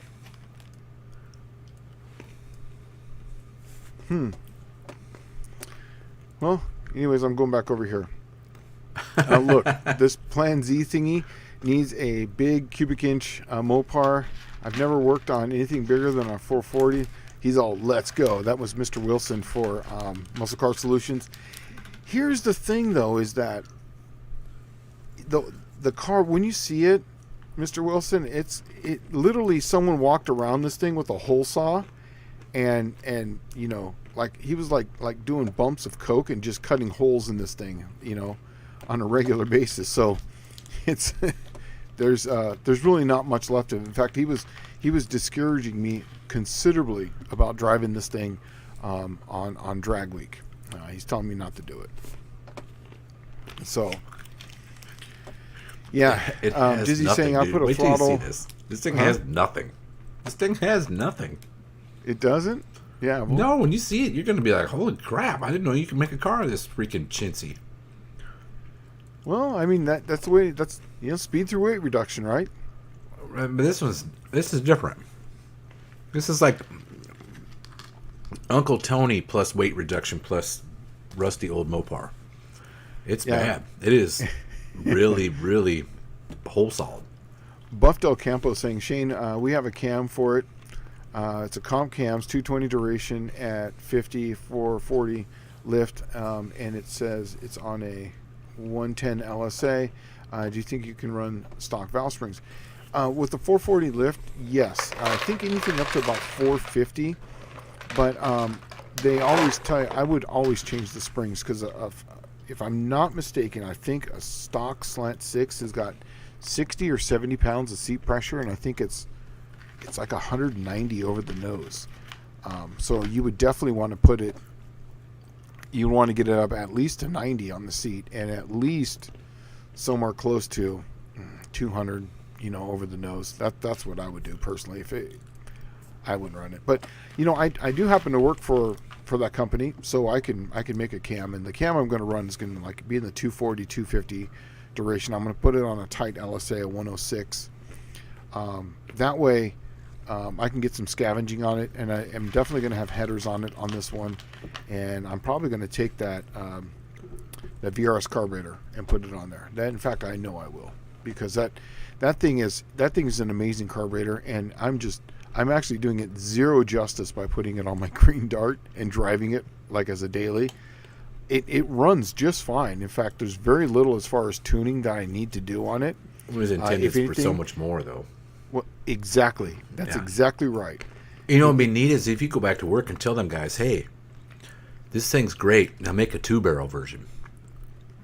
I was gonna saw one in half and make it myself. Were you? Oh yeah. I think it'd be kind of cool. Mm-hmm. Because you could probably get a scratch and dent one and just zip that sucker right in half. Man, I milled so many of those things apart. Just when we're in the testing phase of it, just looking at, casting and stuff, we wanted to make sure that the product that we were putting out was good. So we were just checking everything on that thing. So I've got plenty of them where they've been milled. In fact, I kept a couple on my desk. So it looks pretty cool. You can see the Venturi in it and stuff. Huh. It's pretty bitchin'. Man, you should just get one saw in half and put it on there. But I think what you need to do is talk them into putting in, since that thing's so versatile, I think it'd be awesome they made a 2-barrel version. Because think about it, there's a lot of stock car claimer classes that are still running 2-barrel, right? And they're running 2-barrel Holly. Yeah. I had Clint pick me up an intake. It's an intake it's got 2 Holly 1920s on it, so I might cut those and put 2 barrels on it. That would be kind of cool. I'm going to play with that. The Slant 6 one? Yeah, because they're equal length then at that point. Right. I was just thinking about that. Yeah, so that way, you can cut it and then put, almost like a tunnel ram deal. Put 2 6s on it and see how that runs. I'm going to play. It's going to be a test bed, and I have a plethora of manifolds out there. I can try any manifold I want on that thing, and that's that. Doing it on the Green Dart is one thing, but I drive that thing so much, and it was a whole new experience. When that thing finally, I was actually on the side of the road broken. It was the first time ever in that car. When that regulator went out, that's a whole different deal. You're kind of like, man, this kind of sucks. I got to go get my trailer and pick it up. When I'm at the track and I'm in a car that I can test and just beat on and see what it does, and the car is designed for that. When I did changes on the green car, it was didn't really make much difference at the track, but in a car like that, it'll be fine. It'll be fun. Well, I think it'd be neat is like you can actually test some race stuff only, or something that would really affect you. Like if you took your green car apart, you'd be like, man, I can't drive to work tomorrow. You know. Mm-hmm. Now you can. That's exactly right. Yep. But exactly. I think you First should try Responder some. Garage is saying that he goes, wow, 240 on a 106. I would have thought 230 on a 104. I'm actually going to go, because the head flow on this thing is nil, and I want to get this thing up near close to 6,000. So I got to get that. I got to get some. I got to get some camshaft underneath it. So 240 on the intake. I think it's going to be like 250. I'm going to make a whole bunch of cams. I'm just going to keep trying out different camshafts and whatnot. How much compression can you get on one of those? I'm going to start off I'm going to run it on 110. So I think the head gasket is a limiting factor, but I literally, because it's got a 125 stroke, so I can do a lot of compression on it. The piston on this engine right now is 180 in the hole, so I can whack 100 thousandths off of this block, and then I can You get do a head 180 off that block. Yeah, no, I can make it a zero deck, but then the head, it doesn't. There's no squench in the head, so I don't know. I want to get it at least. I'm going to run head bolts. They do sell head studs for it, but the head gasket is I'm not sure if there's a Cometic gasket out there. You know what? You can have one made. I had ones made for my 350 Buick. Oh, okay. Yeah, they're just expensive. I mean, and don't be surprised. When I say expensive, it's not a joke. I think my head gaskets were $200 a piece. Oh, that's not so bad. No, but when you go look at the regular price of a head gasket compared to that, you're like, good Lord, what in the world? But you had a custom head gasket made. Yeah, if I did that and some head studs, then I would be okay with running it at, like, say, I'd put 11.5 on it, maybe 12 to 1. If I could just run some 110 in it. 110's a good, easy, cheaper fuel. And you can run 12.76 to 1 compression on that. Yeah, that's what I got in my super stock motor. I made it 12.76 to 1 because that's the max I could get away with 110. Yeah. 13. I always tell people anything under 13 to 1. We'll get you 10 to 1. And I'll get you 110, but you can play with that with camshaft too. So if I widen the LSA, it'll get my cranking compression down. But I want to keep as much advantage of it as possible. And even if this thing idles at 1500, I don't care. I really don't. So I'm just going to let her eat. 30 degree slant daily and Dallas weekly garage. Welcome to the wonderful full world salad of extreme bottom age of the 40th parallel. It's actually kind of funny. I don't have chat, so what does that mean? I don't know. Oh. Yeah, I don't know. Someone was putting it up there. Junkyard D is a Deke Daily Dallas. Shane, question came up and using copper or copper alloy line in the fuel line with a brake for the brake lines. IHRA states copper brake lines are prohibited. Is this okay for tech? Copper brake lines? That's what he's asking. So you Junkyard can't use copper brake line. It'll rupture at that pressure. Yeah, because it'll rupture right at the flare. You can only put so many cranks on. Yeah, so you can't use any copper brake lines for that. No, and I'm pretty sure that Deke would say no on that also. Yeah, copper brake lines shouldn't even be on the street. Yeah, exactly. And let's see here, Deke. New copper line is fine, just not pure copper, is what Deke is saying. Oh, there's an alloy that they make. Yeah, nickel copper. Oh, because I figured, and that would be much stronger. Nickel is much stronger, but regular. I was just thinking just copper. That thing is so soft. Yeah, Mohawk62 says, gotta go. Have a good night, everyone. Thanks for the live, Dallas Shane. Yeah, have a good night, bud. Take it easy. I'm sorry I had a munch on a bunch of peanuts. But I don't have any chat anymore. A lot of people are saying, I wouldn't want copper brake lines on my car. What about running a high compression height and cutting the piston and head for a squish, or does the design not allow for that modding of the chamber like welding? No, there's really not much room on it. Now, there are a couple of unicorn heads. If you go, I go into this for A bodies only, and they have a slant 6 chat in there. There's a gentleman there. I think his name is Rusty Rat Rod.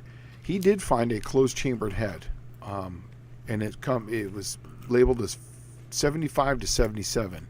What it came out of, it wasn't on an engine. It wasn't anything. It was just a head. So if I could find the unicorn head, and they're out there, just got to find it, then I would do something like that. But there's really not much room to weld. Those aluminum slants, did they have closed chamber head or anything? No, they got just the one head. They're all the same head. The head was designed for a 170 cubic inch engine, and then when they made the 190 and the 225, they just ran the exact same head. And there's very little difference as far as port flow, head design. Some of the aluminum ones, not aluminum, but some of the hydraulic ones, had different valve covers in different areas, and then they had a hydraulic style which had non-adjustable rockers, and where they would flow oil down to the lifters. So they were incredibly noisy when you first start them up, until it pumped up oil pressure, and then it would go down and get the lifters. But it oiled the lifters through the rocker. So yeah, you can imagine that nightmare. Well, okay, here's something that's interesting, I guess, is that there was a closed chambered head. Can you get a picture of it? Yeah, no, I got it. I got a picture of it. All right, cool. Yeah. Well, here's something I figured out. So the Buicks were like this. Originally, it was designed for the 215, real small chamber, right?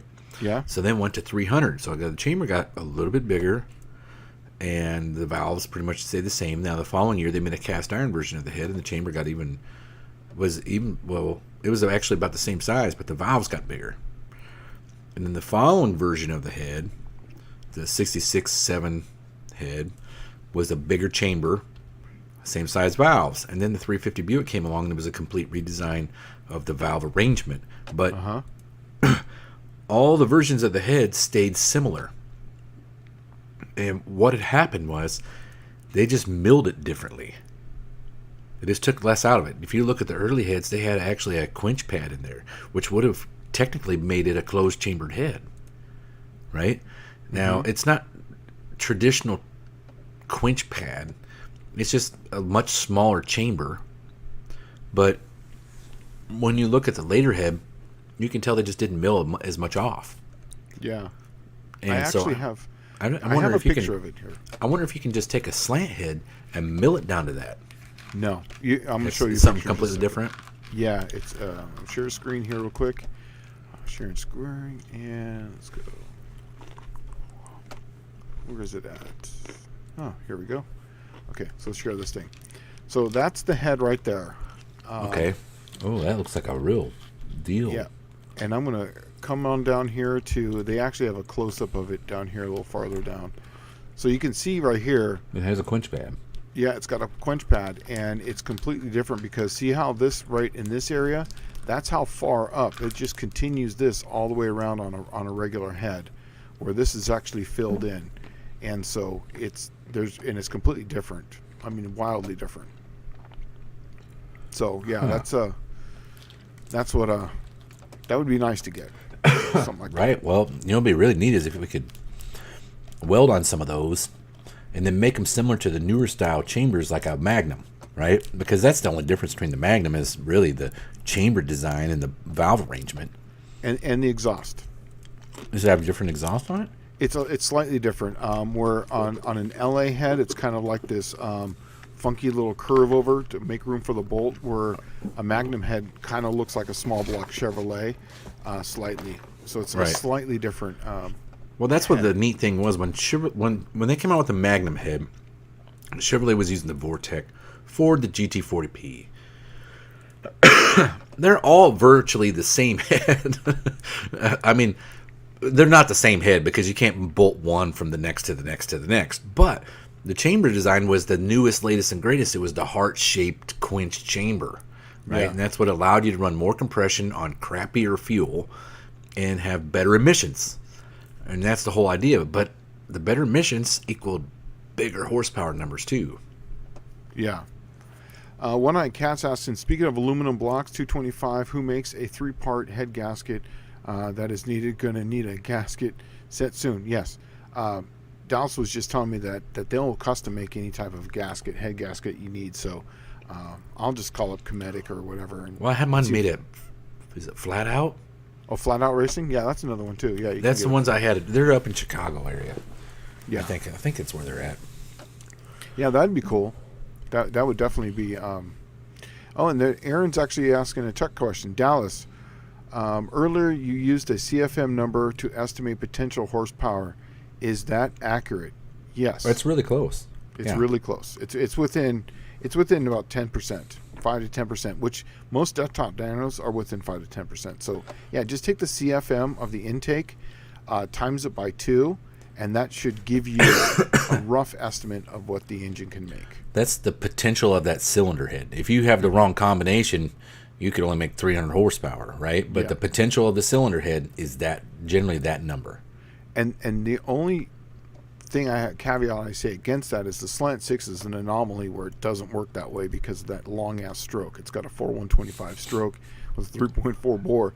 Your piston speed goes just through the roof once you get beyond, once you get close to 6,000 RPM, you're really not doing it any favors at that point. And that's the reason why I'm going to trick it on the camshaft and tighten up that LSA as tight as possible so I can get all the advantage of the camshaft.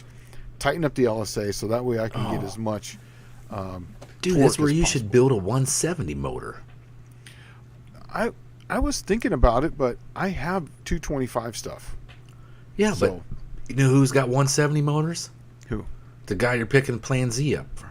Oh, if he wants to, if he wants to throw one my way, I will gladly take it. Dude, because then I can RPM the crap out of it. Well, that's what I was thinking. Is see, that's got that shorter stroke and shorter bore, or shorter stroke and shorter rod, and then it's got that the same size bore. You can probably, that being an early block, I bet you might be able to bore that one out even further than the regular 225. Yeah, I don't know on that one. I think 60 is about max on all those, but I believe the 170's got a stroke of 3.125. I think it's exactly 1 inch shorter. Dude, that thing would rev happily then. Yeah, well that's the engine that they ran in when they were doing all that NASCAR stuff. That was the engine. That's what you need. You need to put the 170 slant together, throw all your hot rod stuff at that, because then it's got a comparable bore and stroke. And then you're not doing something everybody else has.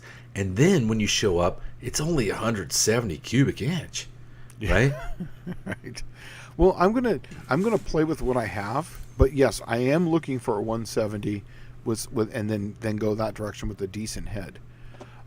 We do have a couple. Think about it. You don't have to have a decent head because, you can actually find that closed chamber head like that guy had, and that's going to make all kinds of difference on that 170 motor. Yep. Because and Shane and I have talked about this before in the past, and probably not on Tech Talk here, but let's say, all right, you have an engine where the head flow is abysmal, okay? Mm-hmm. You can either get a bigger head that flows more to make your engine run happier, or you get a smaller cubic inch engine, so it's pumping air at essentially peak velocity at a higher RPM, right? So it takes your mundane, lame head and turns it into something really awesome because you virtually have a smaller cubic inch version of what you were messing with. If you can make the bore and stroke comparable to the rod to stroke ratio and the bore to stroke ratio, you can have something that's really awesome RPM wise. It might not be a lot of cubic inch, but what you'll find is the max efficiency of that combination.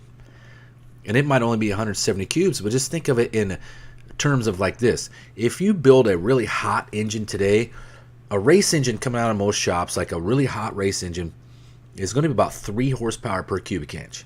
If you had a 170 cubic inch motor and you had 3 horsepower per cube, how far off are you from everyone else?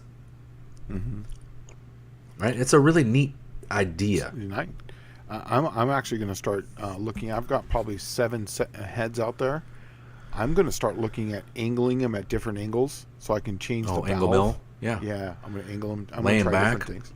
Yeah, see if I can get the valve in a more of a straight pattern, so it's not at an angle. If I can straighten that up, I'm just going to play with different things. Why not? Well, you already know if you lay them back, essentially the smaller the degree, the better that they flow, right? Mm-hmm. Yep. I wonder if you can angle it to get, because Dodges are 18 degree? Yeah, I don't remember what the slant is, but as far as that goes. But I was going to try to get it as straight as possible. If I can change it by 10 degrees, that'd be awesome. You know, Yeah. because you can whack you can whack so much on that head.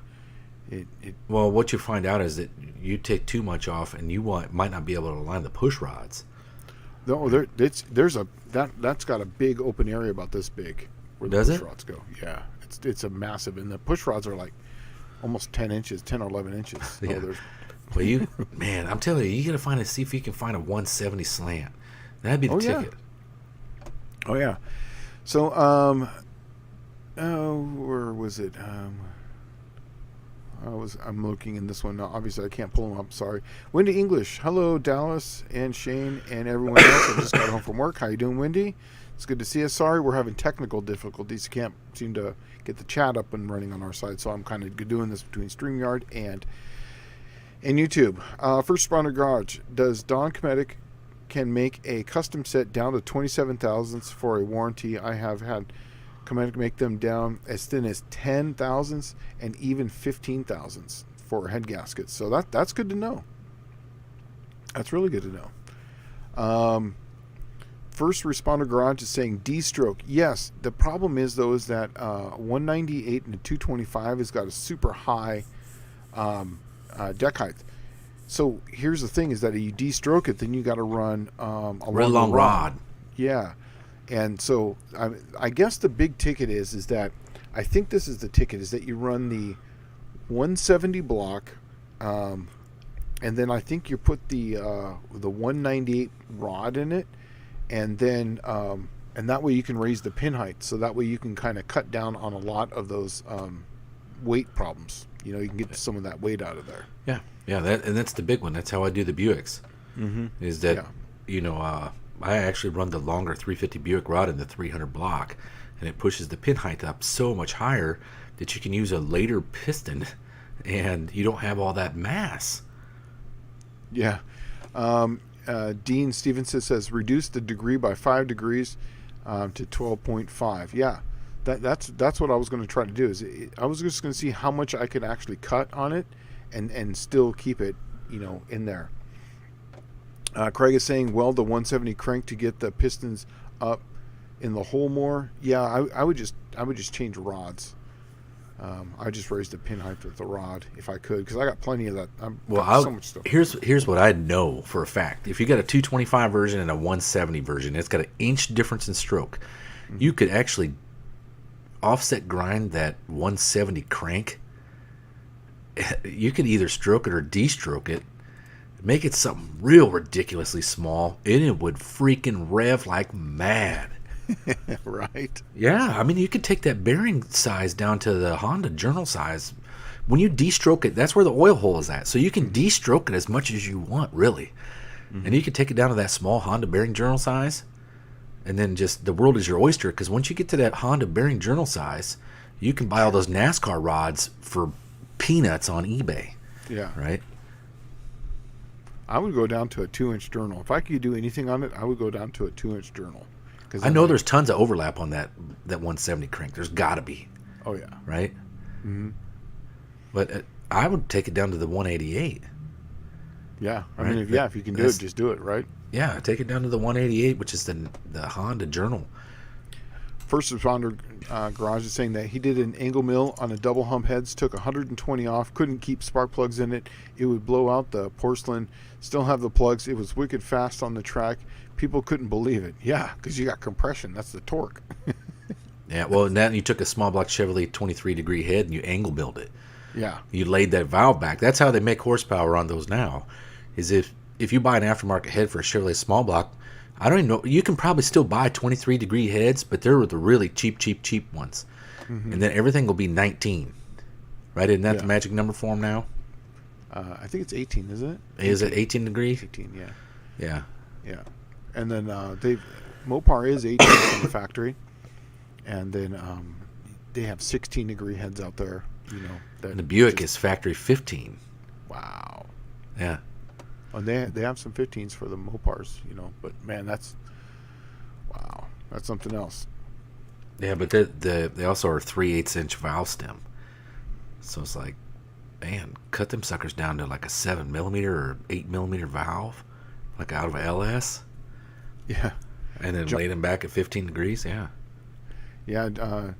John Murphy saying early 2000s Dodge diesels came with 350 gears for your tow vehicle. Yeah, that'd be actually kind of cool.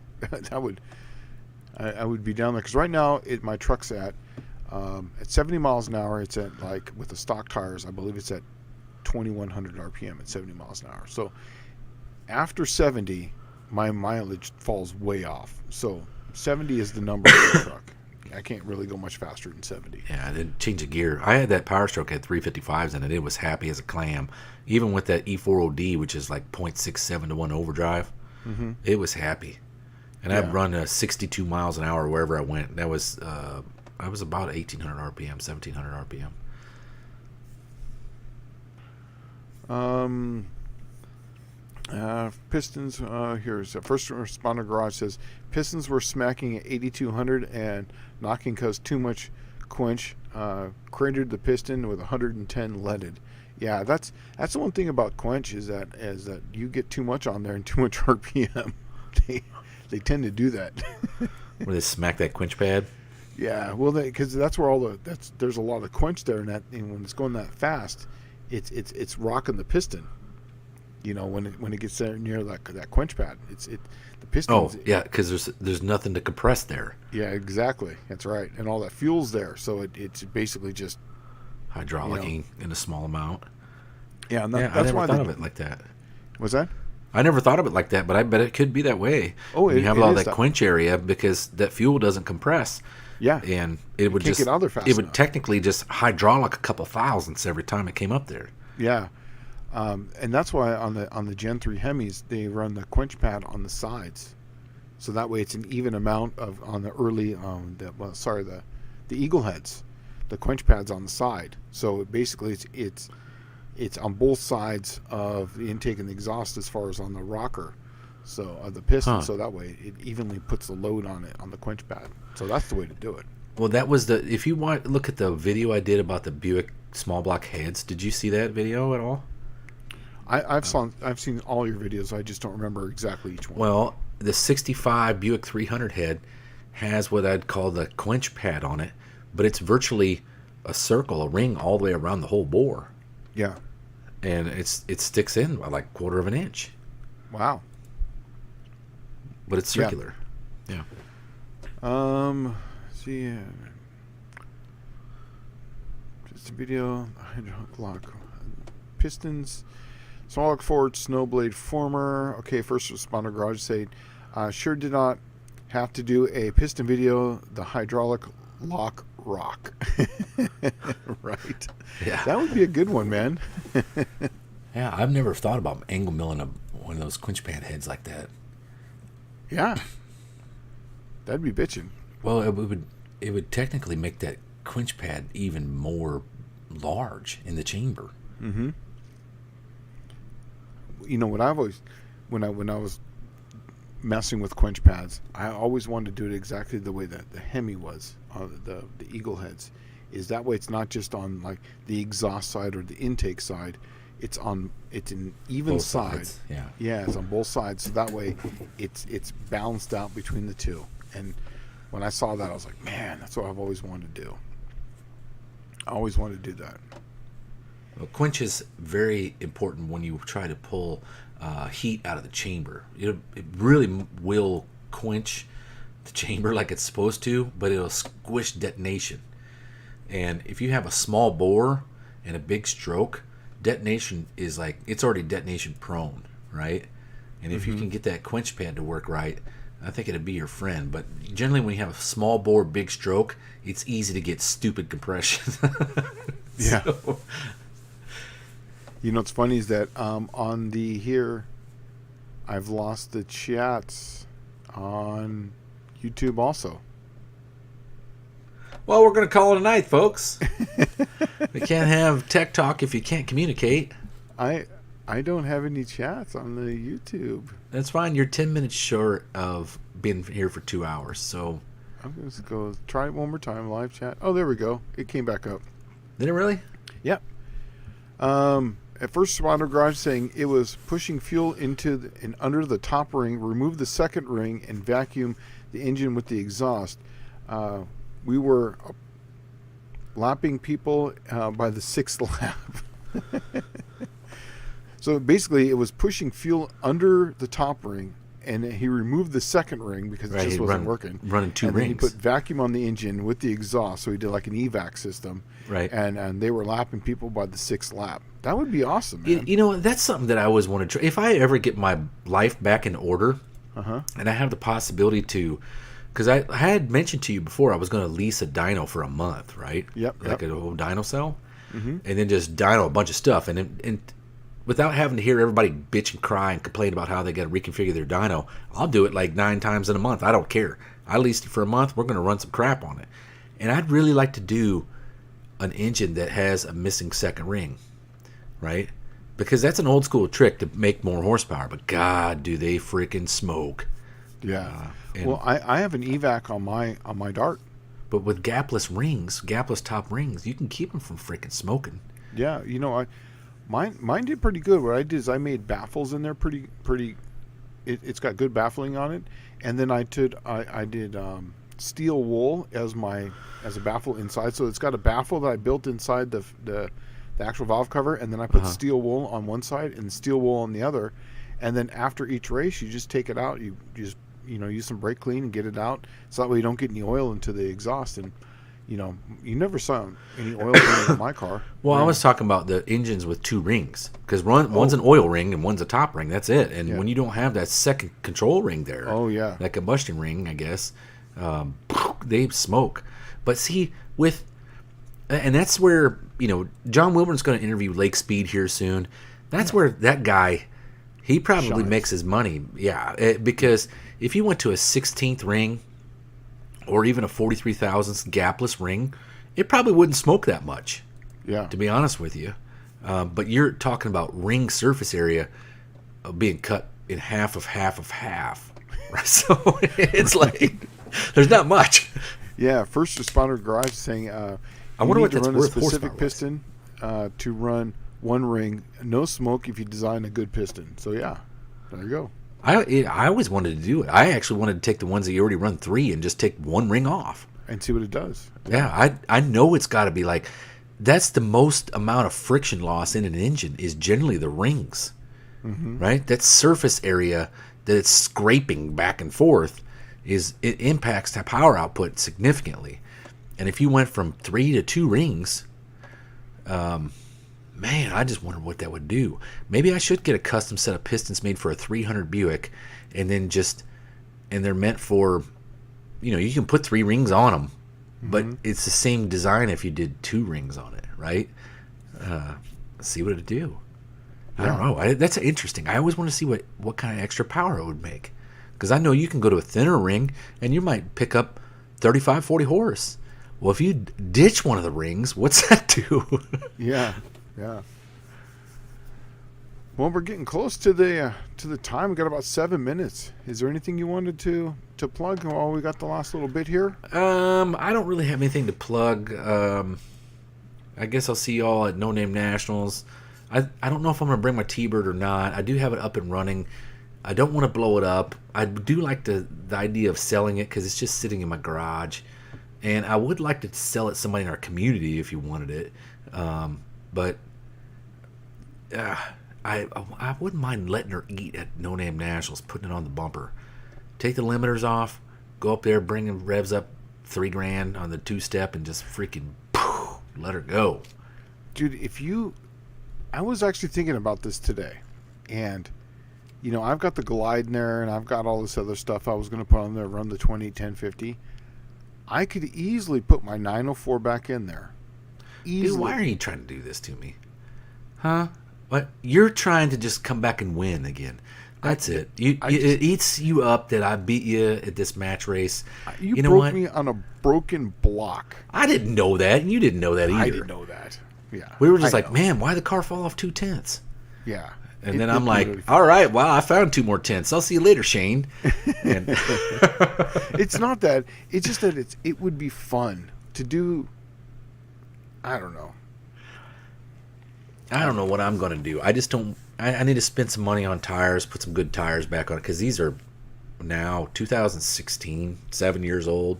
Mine are 16 also. Yeah, so it's going to need some new tires on it, and that's about the only thing I'm going to throw money at on it and put it up for sale, I guess. But I am going to take it to the track a couple times. I'm going to turn it loose, I think, over here at Buffalo Valley, and I'm going to take the limiters off just so I can get those big wheelies again. And I think I'm going to go from a 30 by 9 to a 28 by 10 half. Ooh.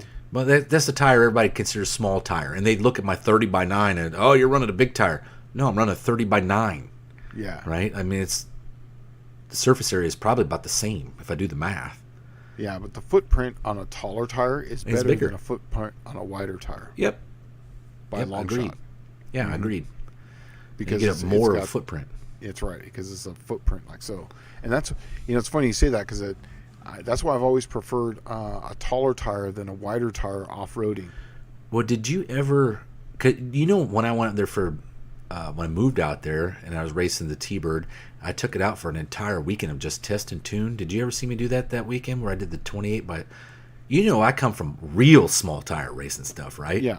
Okay, I did the 26 by 8-inch slick on it and ran that car. And you want to talk about pooping your pants. That sucker was skating all over the place with wheels up. And it was scary. And I mean scary, man. I did it one time, and I'm never doing it again. It was freaking scary. Yeah. Yep. And here's the real scary part about it. It was loose from up to about the 60-foot mark. Mm-hmm. But when the power started coming out of the top end in high gear, it started getting loose again. And that's where it was scary, right? Because it starts sliding and you can't do anything about it. Yeah. That's mine did the same thing until I went to the stiff sidewalls. Oh, really? Yeah. I went to a stiff sidewall. That really helped out a bit, and it actually helped out my 60-foot time. I was in the 1.3s continuously. I never got into the 1.2s. Yeah, the T-Bird was, when I had the rear suspension dialed in, it was doing 125, 127 usually is what it was. Wow. Mine was 131. The gear just hurt it so bad because I was running the 8th mile on a 390 gear with a 30-inch tall tire. Right? So you're using all the torque. All of it. Every bit of it. Yeah. So I can afford to go down to a 28 by 10.5 tire, and it'd probably pick up quite a bit.